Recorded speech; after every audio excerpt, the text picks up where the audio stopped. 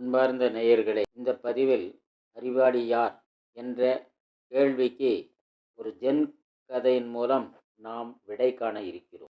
ஒரு நாட்டில் அரசனும் அமைச்சரும் பேசிக்கொண்டிருந்தனர். அமைச்சரே, அந்த ஜென் துறவியிடம் ஏதோ மாய கண்ணாடி இருக்கிறதா?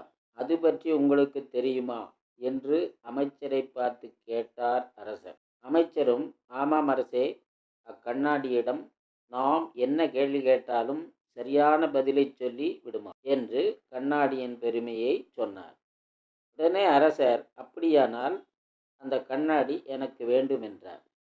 அமைச்சரும், நீங்கள் இந்த நாட்டின் அரசர், நீங்கள் கேட்டால் அந்த துறவி மறுக்க மாட்டார் என்றார்.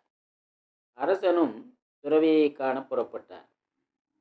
அரசனை கண்ட துறவிக்கு அவரது விருப்பம் புரிந்தது.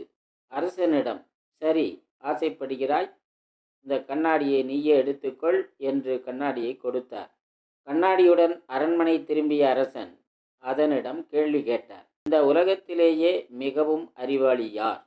உடனே கண்ணாடி, எவனொருவன் தனக்கு எதுவுமே முழுதாக தெரியாதென்று நினைக்கிறானோ அவன்தான் புத்திசாலி என்றது. அரசன் அதன் பதிலை கேட்டு, என்ன தவறாக சொல்கிறாய்? எதுவுமே தெரியாதென்று நினைக்கிறவன் எப்படி அறிவாளியாக இருக்க முடியும் என்று குழம்பினான்.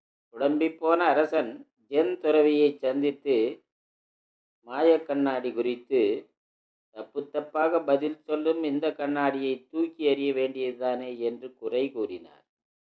அதற்கு துறவி, எல்லாம் எனக்கு தெரியும் என்று முடிவு செய்துவிட்டால் உனது அறிவு விசாலப்படாது. தெரிந்த விஷயத்தை கூட நுணுக்கமாக ஆராய்ந்தால் மேலும் பல விஷயங்களை புரிந்து கொள்ளலாம். மேலும் மேலும் தெரிந்து கொள்ள வேண்டும் என்ற எண்ணமே ஒரு மனிதனை சிறந்த அறிவாளியாக்கும் என்றார்.